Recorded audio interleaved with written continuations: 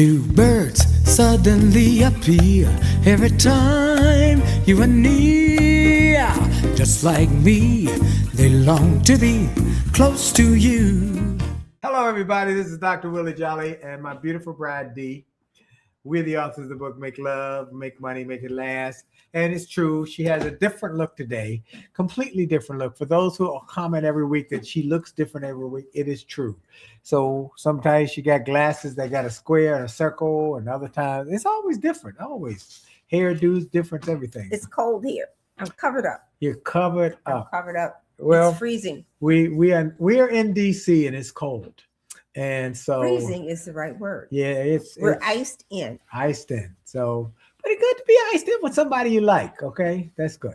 All right, we are the Jolleys. We want to welcome you to the Jolley Marriage Show. We hope you enjoy this. We encourage you to share it and tell people about it, and follow us, subscribe, and share. Welcome to all the people too on Instagram. So we got people coming from all different places, and we're grateful for all of you who come from wherever you come from. Thank you, thank you, thank you for making this a popular show. We want to put out in front of that we're now eliciting responses from potential sponsors. So if you have a company or you know a company who wants to reach our audience globally, we have people tuning in around the globe, then they should reach out to us, info@williejolly.com, so we can promote their business to our audience. Okay. Let's see.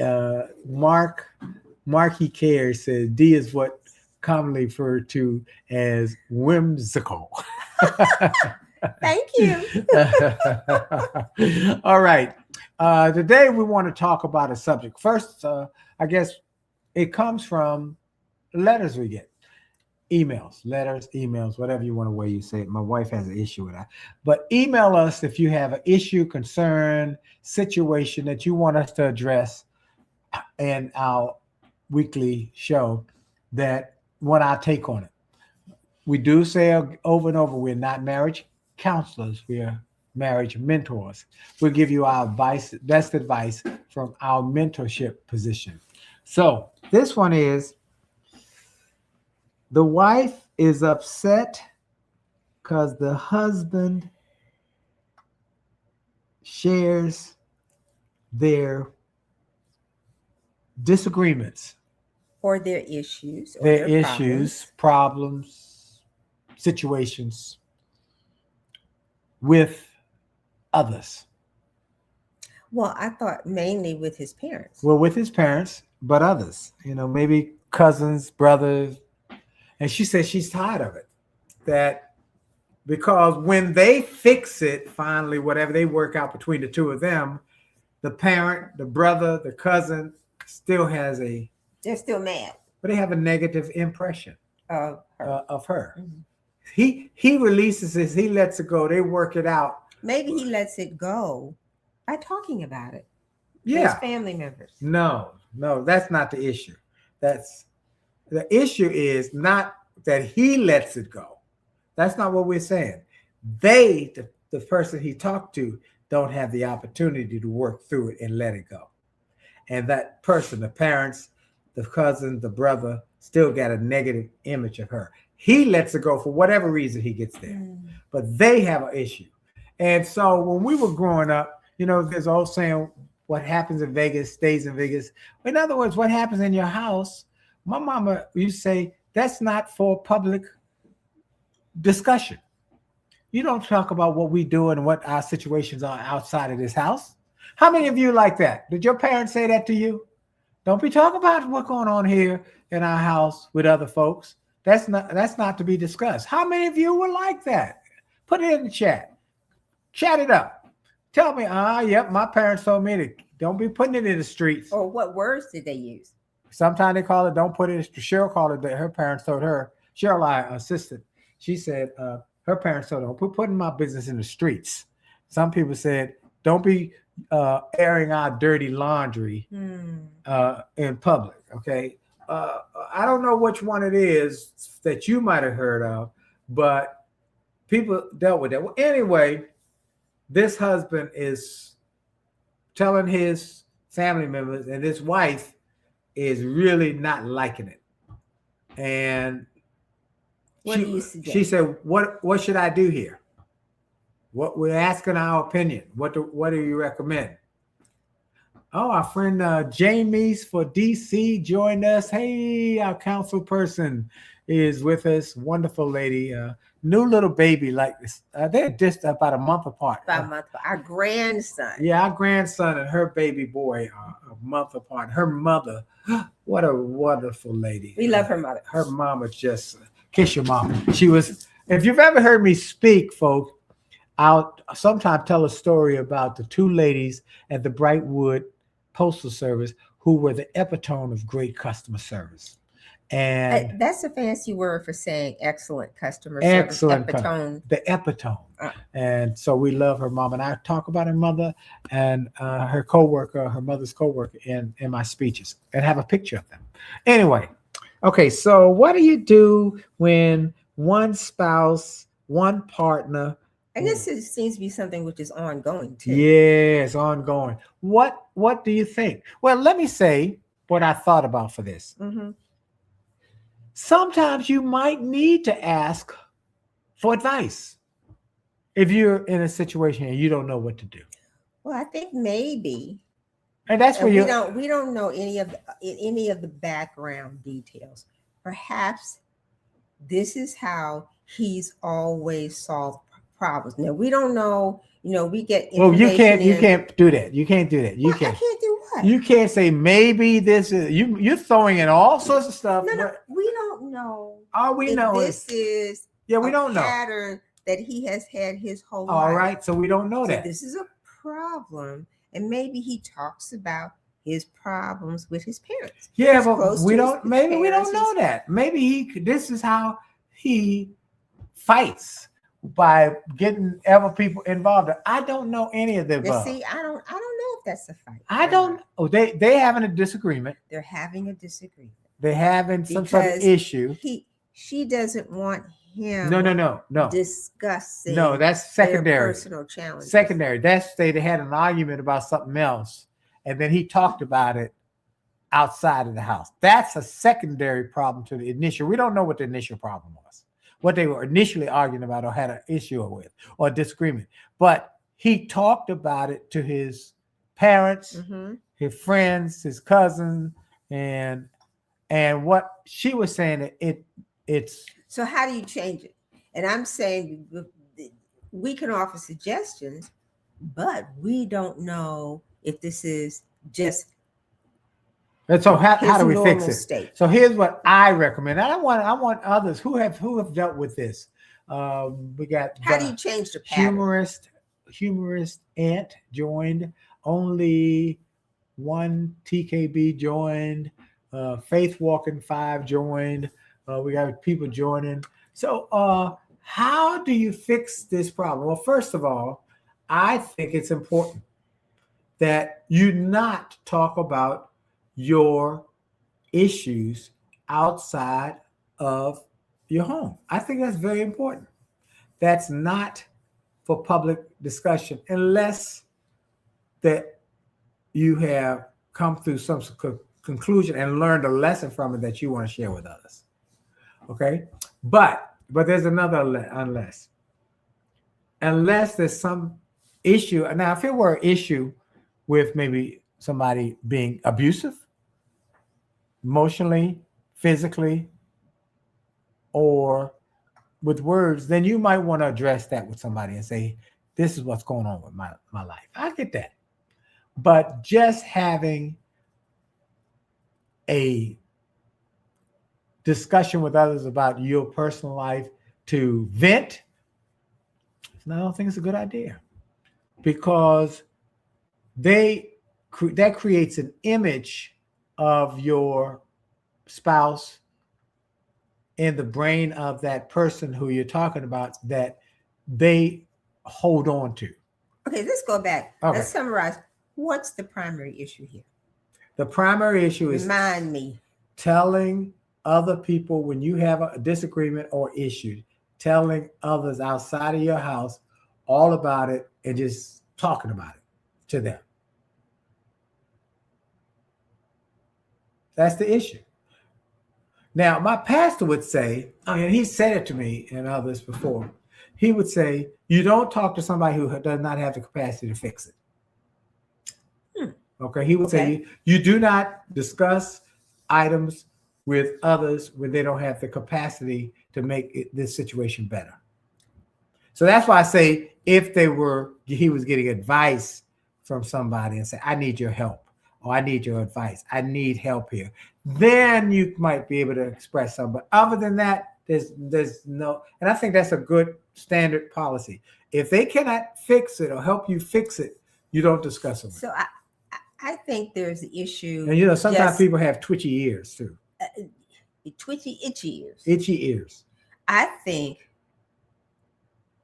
that there's an issue in terms of how these two people, this couple, is communicating.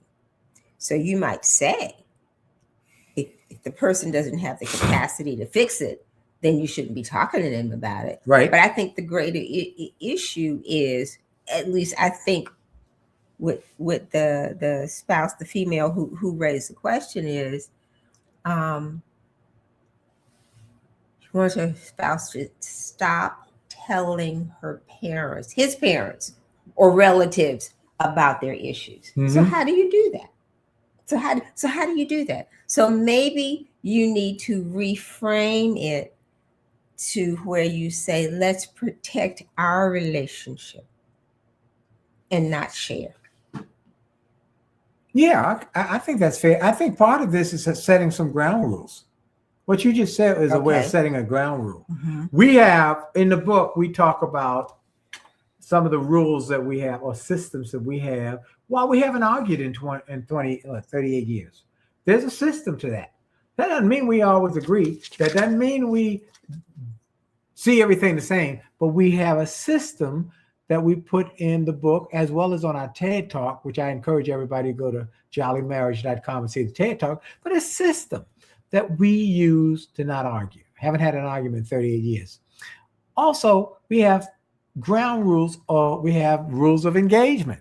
So if a rule of engagement could be our home, what we communicate between us is a safe space. That's good. That's good, Dee. That's good. It's a safe space. That's good.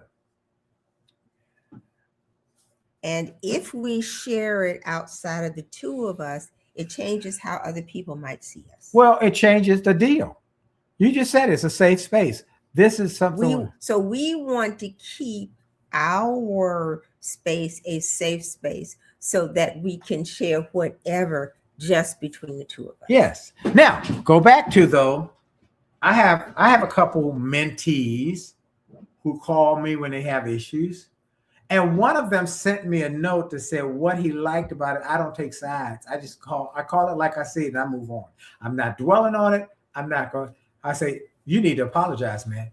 I tell him, he knows I'm going to say to him, if something's off, he did something wrong. You need to apologize.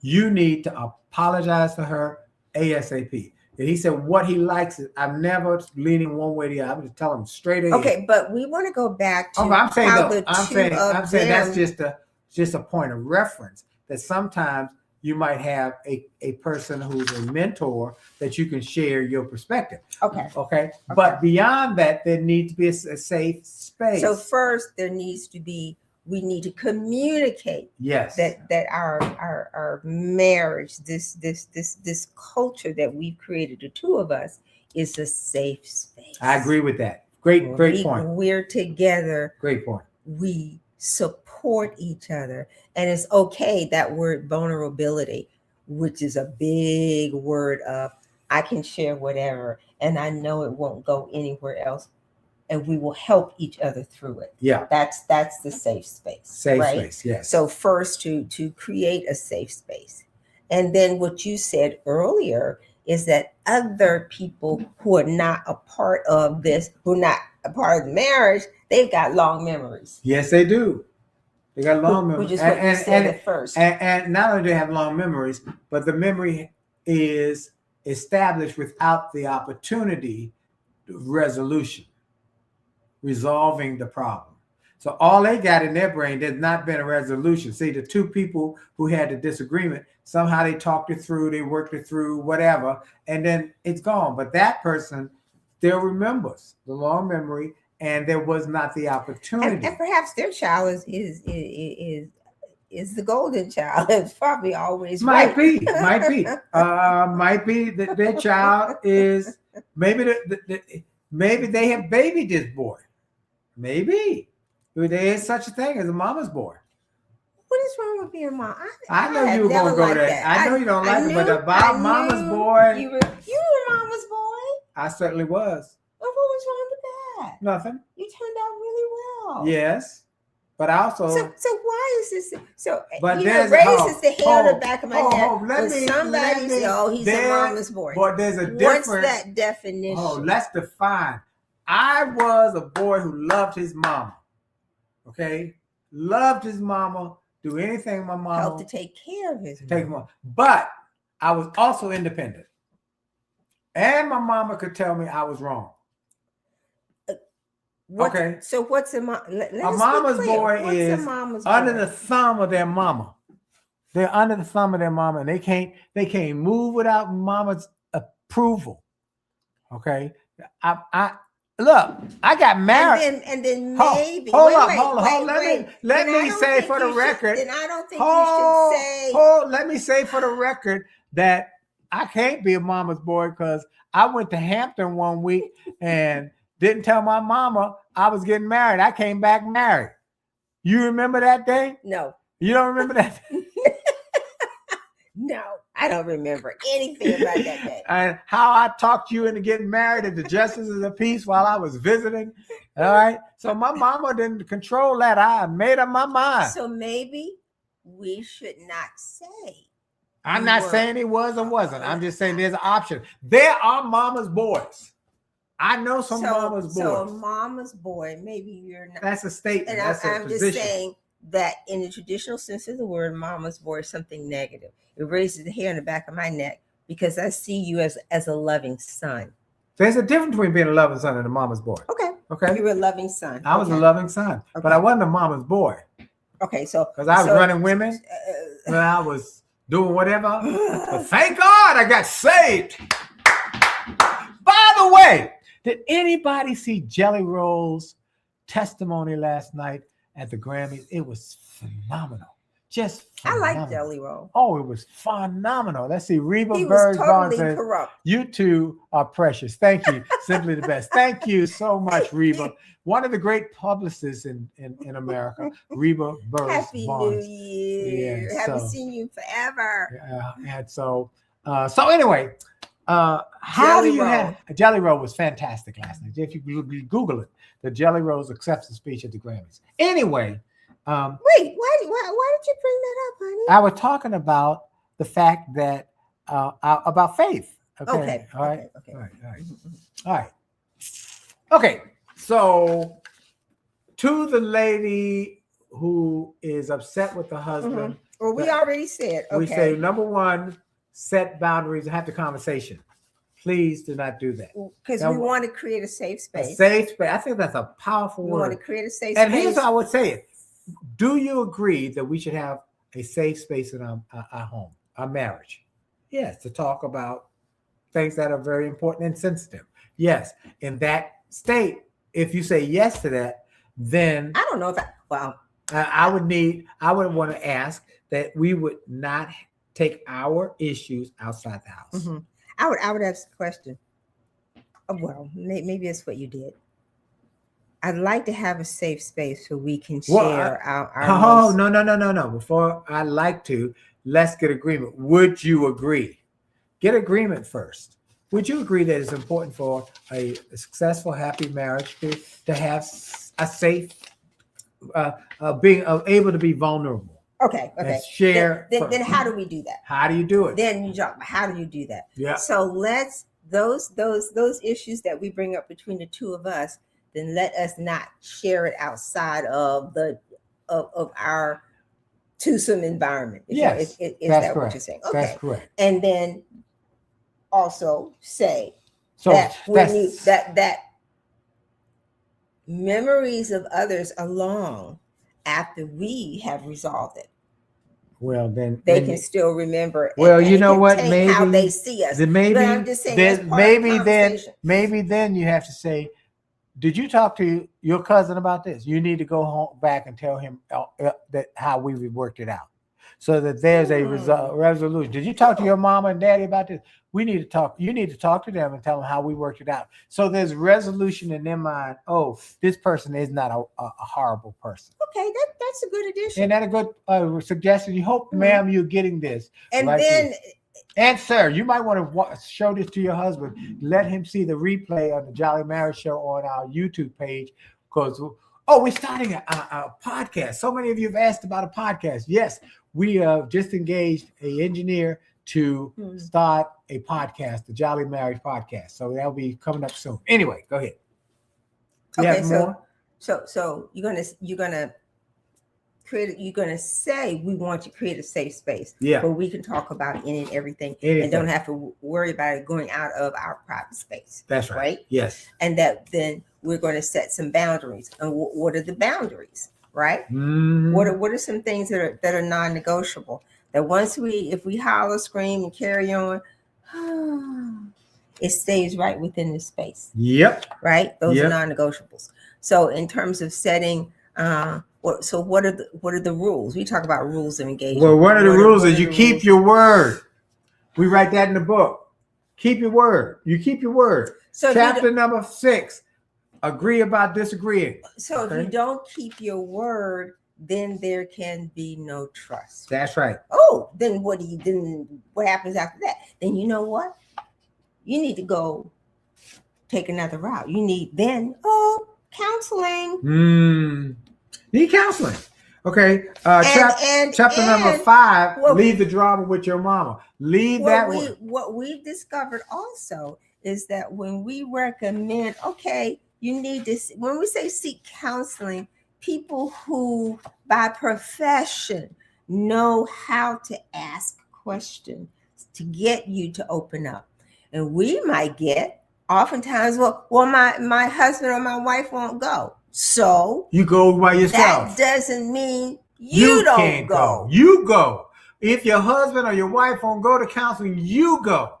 You go. Yes, because it will make a significant difference in terms of how you feel. That's right. And then how you will respond differently to the situations that are coming up. You preaching now, D. Go ahead, D. You preaching now. Go ahead. You get to respond differently with the other knowledge that you now have, because you've been able to talk it through with a licensed counselor, therapist, or whatever. That is so helpful because you are in a situation where you're in pain. Right. Look, in the book, chapter number 5, leave the drama with your mama. It says you must leave, cleave, and weave. Leave your parents' house, cleave together, and weave a new culture in your own home. And that culture has to be something that you discuss. Then leave the drama. No drama. We got a no drama zone in our house. No drama. We don't have drama. We don't have drama in this house. That's because I'm so quiet and such a yes, dear. Yes, dear. Oh, what else did you like, dear? I'm about to, you about to get struck by the lightning. All right. Make your significant other feel significant. Go ahead. What were you going to say? I was going to say that journaling, there's something about writing out how you might say, Nish, you know what? I'm not sure I want to go to a counselor quite yet because I'm not sure I can articulate how I'm actually feeling. And that also comes with reading more and having tools to work with. Like the more you read different books that will help you improve your vocabulary. Journaling has proven a very effective way of getting your feelings out. Just write down whatever comes to mind. And when you look back on it in a day, a week, I'm like, oh, is that what I was thinking? Because you can be honest with yourself. Your journal, you don't have to share. That's true. I journal with my iPad every night. Okay. Make your significant other feel significant. And I have no idea. I'm just right. He writes on his iPad. Okay. I actually physically write in a notebook. Right. Here's the one that comes to mind though. Drama antidote number 2. Number 1 is make your significant other feel significant. Here's the one though. Speak well of your spouse in public and in private. If you can't say nothing good about them, shut it up. And y'all work it out at home. And if you need counseling, you get counseling. Be considerate. Antidote number 3. And then number 4 is forgiveness. And those are things that my doctor says we are imperfect people who are trying to perfect forgiveness. I'm discovering that oftentimes when we say be considerate, many of us don't know what that means. Be kind, be considerate. And if you're hurting somebody's feelings, apologize. Being considerate means to me being thoughtful. So before you open your mouth, think about what you're going to say. Will it uplift them or will it bring them down? And in some instances, we say things because we really do want to hurt somebody. Yeah, we shouldn't. We shouldn't. That's not good. That's not a tool to keep a happy marriage. That's a tool to start tearing apart your marriage by saying things that are mean because you want to hurt them. No, don't do that. Refrain from doing that. People have long memories. Refrain from. What's that? What sticks and stones may break my bones, but words will never hurt. But words will break your heart. Don't do it. Okay. All right. Look, our time is up. Words will not hurt me. Happy words break your heart. Valentine's Day. We're going toward Valentine's Day. February is Heart Health Month. February is Love Month. February is Black History. And we celebrate Black History. One more thing. We're in a culture where people have tried to diminish Black history. And I'm honored I was the first African-American president of the National Speakers Association DC chapter, the first African-American chairman of the Speaker Hall of Fame Leadership Committee, and the first African-American man to get the highest award in the speaking industry, the Cavett Award. So for those who are feeling that they are serious about celebrating Black history and want me to come to your organization, if you can reach out to my office, we have a few dates left on my calendar. I'm trying to book many of them and celebrate. And can you do it virtually? And maybe do it virtually because we got a lot going on with the new book. Oh, new book! We're on the book tour. Iris is here tonight. We love Iris Bennett. I love you, Iris.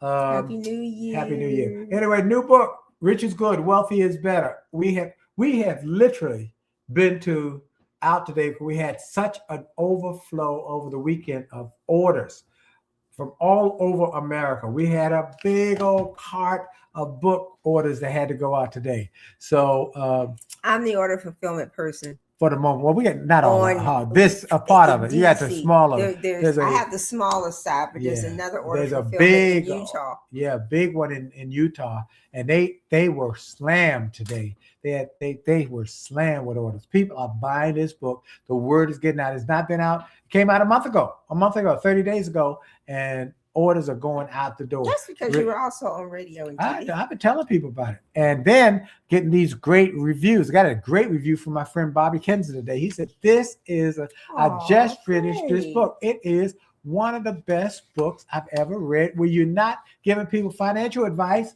You're giving them mindset about money mindset. And he said, a lot of people become wealthy because of this. Rich is good, wealthy is better.com. Get some free chapters right there. Rich is good, wealthy is better.com. Thank y'all.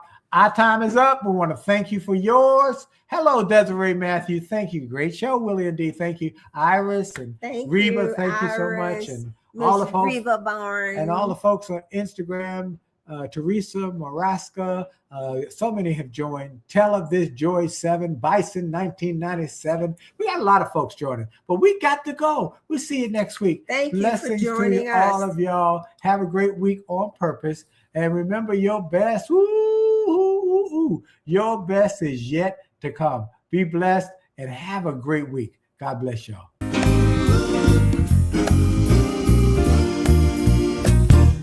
Why do birds suddenly appear every time you are near? Just like me, they long to be close to you.